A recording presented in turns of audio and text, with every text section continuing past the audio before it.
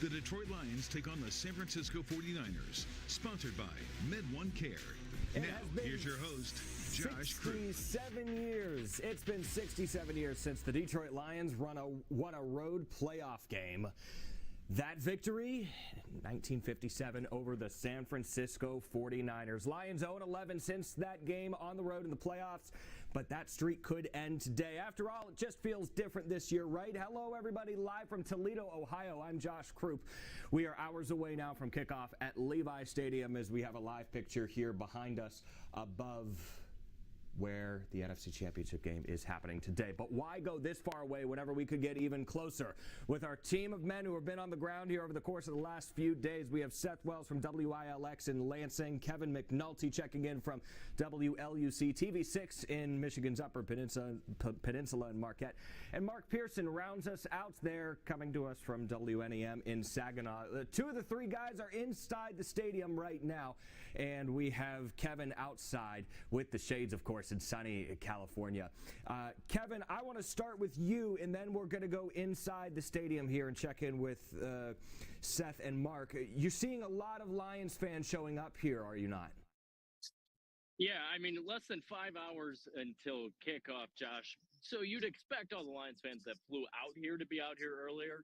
But, yeah, there has been quite a few Honolulu blue jerseys crossing right behind me and heading into the stadium. So as we should know, based on the number of fans we've talked to this weekend, based on how Lions fans traveled throughout the season, whether it was in New Orleans, in Green Bay, in Tampa Bay earlier in the season, kind of been a constant. And even when the prices are up, it's still happening here today in Santa Clara. So that is the look from outside the stadium. Seth and Mark inside, so our viewers know here, you guys might be hearing some of the intros or the stadium sound because they're getting ready for the game in there, so it might be a little loud. If we have to drop out, we'll do that. But let's start with you, Seth. What are you seeing on the field? Take us around what you're seeing there on the field inside Levi Stadium before fans get in. Yeah, Josh, let me flip the camera around. I can kind of show you roughly what it looks like here inside of Levi Stadium. So if I flip the camera around, we got a lot of there's the Fox crew getting ready for the national broadcast. They've been set up since early this morning. The field just opening up for all the pregame festivities as they are working around. You can see Mark, actually, if you can see Mark waving at me if you look carefully. But yeah, there's obviously the gates are not open yet at this time, but they are getting the pregame stuff ready to go. They've been doing some run-throughs here at Levi Stadium. And yeah, kickoff is not too far away, guys. And that is something that a lot of people obviously looking forward to tonight at the NFC Championship game. Lions and 49ers pretty soon here. In the next couple hours, we'll start to see the players filter in and start warming up on the field as well. So we're looking forward to that. 6:30 Eastern kickoff here from Levi Stadium. Let's go out to Mark now. Mark, your perspective of the atmosphere here in Santa Clara, because it's been awesome to see just your coverage out here with between the three of you, the excitement from the fans. You were out and about last night checking in at some of the bars in San Jose. Man, they were packed. Lions fans are showing up and showing out. Tell us about your experience. Oh, man. Last night I went downtown San Jose, and all of the streets were Honolulu blue. It was fantastic. It was an electric atmosphere downtown. And we specifically went into Rookies, and that's the video you're seeing there on your screen. And it was wall to wall with Lions fans, and they were hooting and hollering. Even a Niners fan walked in the door, and everybody booed. So they were giving him the business in his own town, which is wild. But the Lions fans have taken over this city so far, and specifically Hall of Fame fan, super fan, Mr. Crackman. And he had great sound to give us last night inside the bar. Check this out. I'm going to play all 2 minutes of this, Mark, and I'll tell the viewers here, it is worth sticking around for all 2 minutes of this. Take a listen to it. You know what? This is amazing. Today was, tomorrow's my birthday, 72 years old. They had a nice party here, the fans, the foundation. It's a dynasty. We're building a dynasty. You know, it's like 57 years ago, we beat the 49ers to go into our only championship game, 57. Then he went to Cleveland and beat them. But knowing my father's, right, this is my dad. He passed the end of April. He's 95. My buddy Danny Stefanski, they're upstairs. We're all together. What do you say about the Lions organization? I mean, this is so awesome. What he does to communities, to family, we're all together as one. And they're going to go, I'm telling you right now, they're going to run that ball right down the 49ers' throat. Goff's going to have a great day. Hey, we're bringing history. History is going to be starting again tomorrow. It's been a magical season from day one in Kansas City. Tomorrow, at my birthday, 72 years old, we are going to be a win and on our way to the first only Super Bowl. And that is a beautiful thing. Woo! Forward down the field, the last team that will not yield. And when the blue and silver wave, stand and cheer the brave. Rah, rah, rah. Go hard with the gun. Without you, we'll keep you fight down the field and game.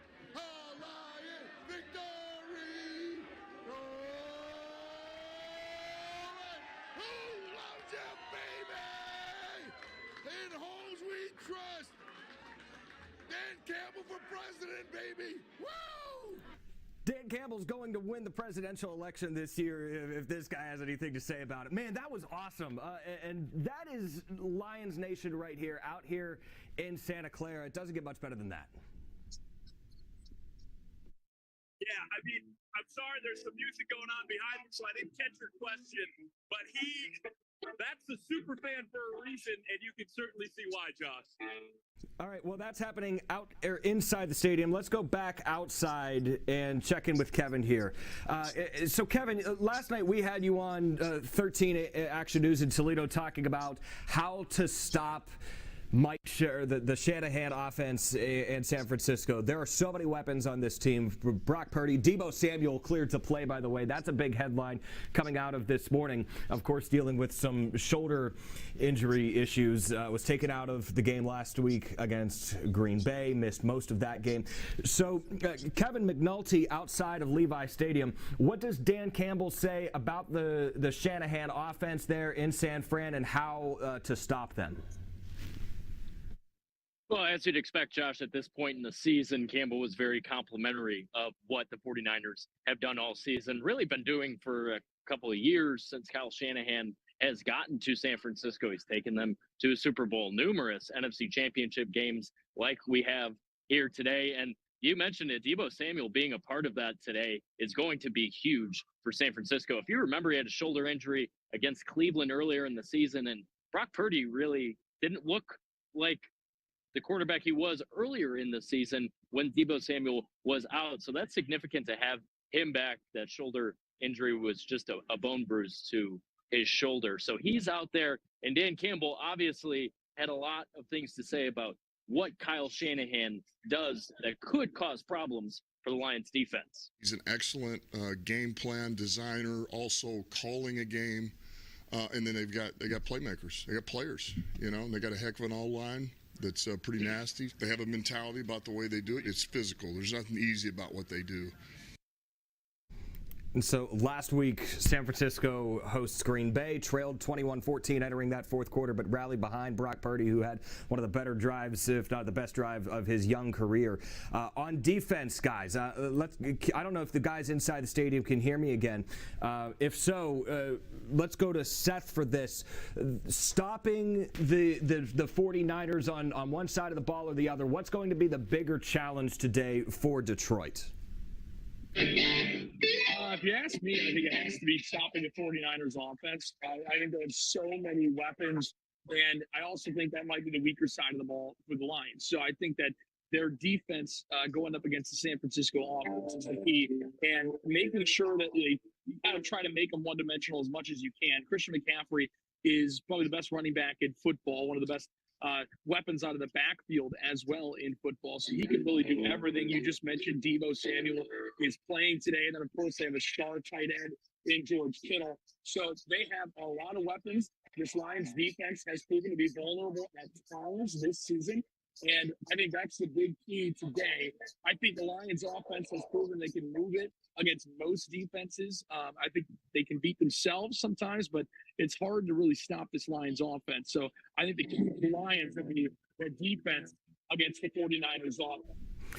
We're going to get back to Levi Stadium in just a minute. Going to squeeze in a quick break. After the break, I want to show you the drone show that happened in Detroit last night and also show you one fan who made his dedication to the team permanent before the season. Stick around. We'll be back in 30 seconds. 5-star rated Med1 Care, a popular choice for home health therapy services, invites you to leave your home and follow the golden path to Med1 Care Therapy Partners, our new outpatient physical therapy and rehab clinic offering physical therapy, occupational therapy, speech therapy, wound care, and more. We accept Medicare and most major insurances, giving you peace of mind so you can focus on just getting better. If you're establishing a new therapy or simply looking for better results, we invite you to call Med1 Care Therapy Partners. Visit med1caretherapypartners.org. The road to the NFC Championship. The Detroit Lions take on the San Francisco 49ers. Sponsored by Med1 Care. Now, here's your host, Josh Crew. Detroit Lions trying to get to their first Super Bowl. 4 teams in the NFL currently do not have a Super Bowl appearance. Cleveland, Jacksonville, Houston among the other 4. One fan in Michigan, one diehard Lions fan, thinks that this year is different, and he showed his loyalty to the team by getting a tattoo on his arm, but he didn't get it yesterday. He didn't get it last week. He didn't get it when they won the division. He got this before the season, boys. He was confident that this year was going to be different and that the Lions were going to win the Super Bowl. So, Mark, describe Lions fandom here. I know you touched on it a little bit with the super fan. The casual fan in Detroit here, why stick around with the team that has broken their hearts so much over the course of the last 3 decades as they waited to get back to this point? 4 words: Dan Campbell, Brad Holmes. Those are your 4 words, because those 2 men have changed this organization for, hopefully, Lions fans at least hope, decades to come. Brad Holmes has been a draft guru. He has picked guys up. Look at Amon-Ra St. Brown, a late round pick. Derek Barnes, who made the interception last week. Game sealer, late pick. Panay Sewell, a first-round pick, but they hit it right on the money. And then obviously Dan Campbell, a leader of men. He's able to tell these guys what to do, how to do it, and they execute to perfection. So those 2 guys are the reason why the Detroit Lions are as relevant as they are today, being in the NFC Championship game. And I believe that's why fans all over, whoever the Lions fans are, because we've talked to them from Wyoming, Florida, Texas, doesn't matter where he's coming from, but everybody has hope because of those 2 guys. And then there's the guy by the name of Jared Goff, who grew up right around the corner here. March 18th, 2021 is when they traded for Jared Goff. Some people said he was just a great quarterback at the time. They made it very clear that he was not, and he had proven that from far. There were reports circling before that we got in the stadium saying that the Lions are going to obviously enter negotiation talks for extending him in the offseason. That becomes quite apparent and obvious what he's done this season. But Brad Holmes, Dan Campbell, that is why people should be excited for Detroit. And you're talking about the draft and how good of a job that the Lions have done in the draft. A Michigan man is leading this team on defense, and I want to go back outside to Kevin for this question. So Kevin, let's talk about Aiden Hutchinson a little bit, because that guy's a dog. This guy is a baller, and he is just straight up Michigan. Look at this video, because this kid was in the stands when the Lions were not the brand new Lions that we know of late. This was last week after Detroit took down Tampa and advanced to the NFC Championship. What do you think's going through this Michigan kid's mind as he's on the field here? You know, Josh, I'll share with you in the locker room after the win over Tampa Bay last week. Hutch wasn't doing a lot of celebrating. it was pretty stoic and obviously kind of taking in, like you see there, what he did on the field and what he brought to Detroit in those 2 games at home. But there was a sense that he wanted to keep it rolling. And all those guys obviously felt like that, but there wasn't a whole lot of celebrating for Aiden Hutchinson because he wants this to keep rolling. And now they have an opportunity to do it. Obviously, a very big challenge ahead of them in San Francisco today. But yeah, you're right. He's Michigan through and through, grew up in Plymouth, went to high school in Dearborn, played college football in Ann Arbor, and now he plays professional football in Detroit. So his whole life is there, and he's one of the symbols of this Lions team that has brought them back to relevance.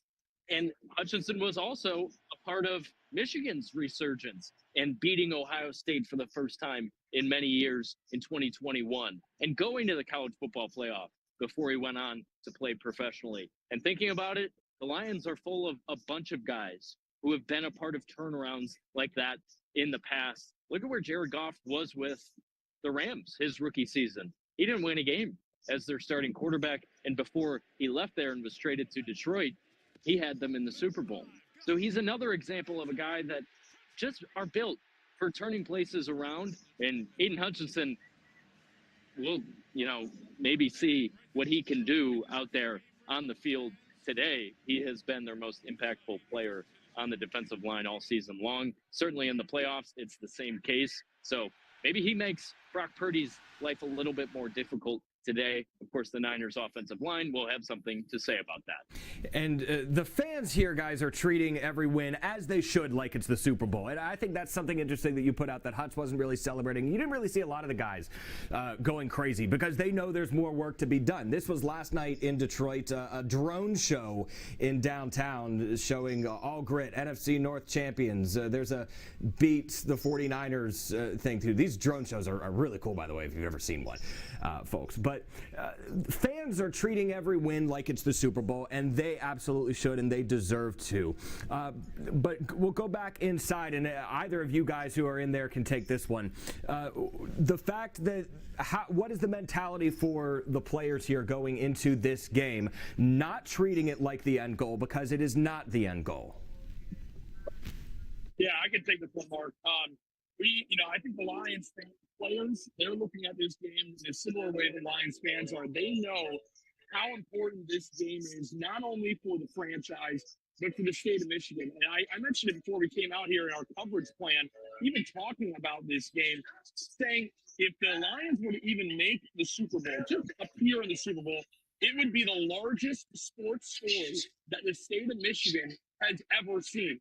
I know that we're coming off the heels of a Michigan football national championship. We've seen the Tigers win the World Series. We've seen the Pistons win the NBA title. We've seen the Red Wings have success. We have never seen the Lions in the Super Bowl. And just getting there would be one of the biggest stories, if not the biggest sports story in Michigan's history. So I think the players know that. I think they understand the gravity of the situation. They've obviously seen the increased media attention ahead of this game. Dan Campbell has talked about that on a number of occasions this week, about how many different ways these guys are getting pulled, trying to get interviews and questions, and their family and friends are reaching out to them. They're hearing so much more about their success right now than they're used to. And that's what kind of comes with the territory of winning. And winning franchises, they're used to that. But the Detroit Lions are not. So it'll be interesting to see how they handle that going into today's game, and if they were to win today, how they handle it going forward. But I think these players fully understand how big of a game this is. And also, I think there's a little bit of nerves that going into a game like this. This is the biggest stage that many of them, not all of them, but many of them have ever been on in their careers. So this is going to be interesting to see how they handle the stage tonight. But I think that it's one thing that everyone is understanding. This is massive, not only for the franchise, but for the fan base as well. Okay, so Mark, I'll ask you about the experience part of this then too, because the San Francisco 49ers are a team who have been on this NFC Championship stage before.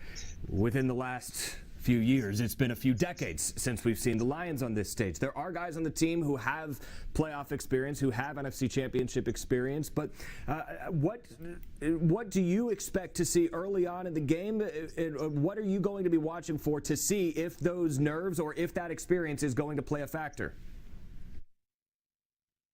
Yeah, especially January of 1992 was the last time the Lions were in an NFC Championship game. And like you said, 49ers, it's not a same old for them, but it almost helps the Lions not knowing what to expect, right? They're kind of coming out good. They have nothing in this game. They're the underdogs. We're on the road against them, but America loves them. So it's kind of fun because they are playing with that underdog mentality, which obviously, if you know Dan Campbell at all, he's going to play up the fact that they're massive underdogs in the NFC Championship game and really try to fire his team up in this one. But what I kind of expect early on is to ask them, it really kind of depends on what kind of lead Ben McNulty, the other coordinators, want to do. Because you want to take a shot to see what that defense is doing. Maybe send Jameson Williams on a no route, or allow David Montgomery, Jameer Gibbs, and really try to establish that running game, for the Detroit Lions. But it was really interesting early on the kind of risk that the Lions take both offensively and defensively. I think Aaron Glenn did a great job because they lost great time to split. They got to Baker Mayfield on opportunities. I think that could play a big factor in this game as well. Also, I have to note, so there's a band obviously that you could probably hear behind me right now, and they were just playing "Don't Stop Believing," but instead of saying "Born and Raised in South Detroit," it said "Born and Raised in San Francisco." Things like sound effects. I wasn't a big fan of that one. Yeah, I know some people who are going to take that one personally. Seth, actually, Kevin, I want to round it out with you here and talk about Jared Goff one more time because this is a guy who just Detroit all of a sudden loves. And the love has been building over the course of the last few years, but you get your team to an NFC Championship and you're going to have scenes like this.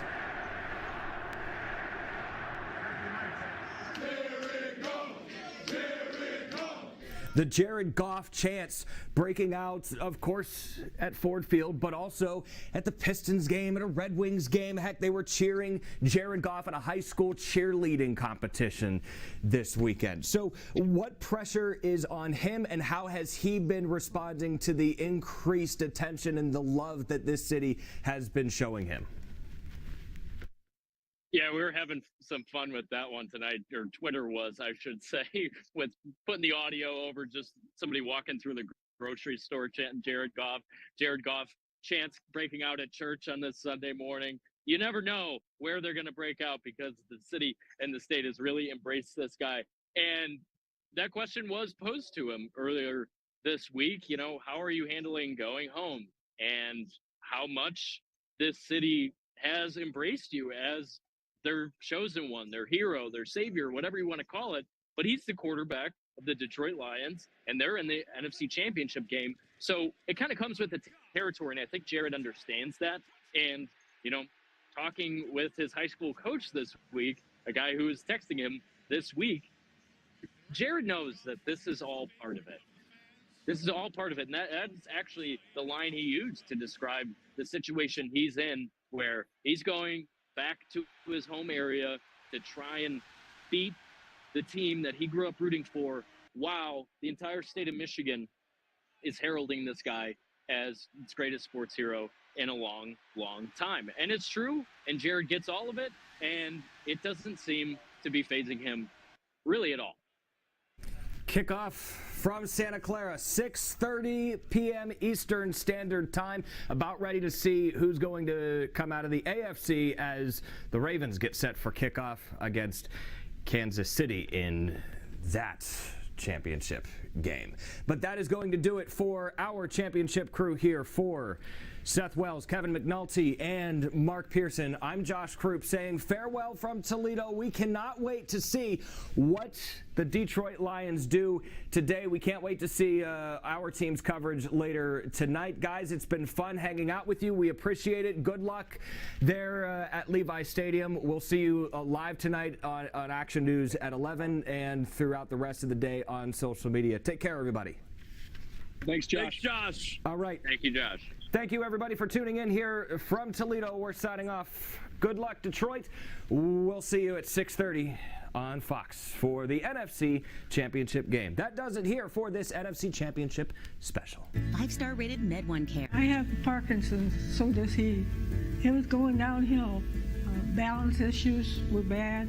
I thought I'd be in a wheelchair pretty soon. It left me with a lot of